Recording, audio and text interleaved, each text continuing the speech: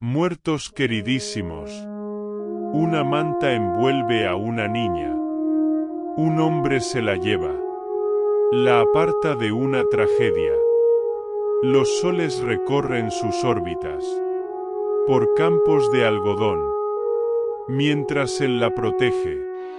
Un lenguaje insondable, cargado de misterio. Sepultureros esperando. Vapor, horribles voces. Gritos inauditos. La sombra de un caminante. Deambula por la calle. Puertas entreabiertas. Olisqueando entre visillos. Todo es digno de perecer. Y la madre de la niña ya camina sobre una alfombra de estrellas.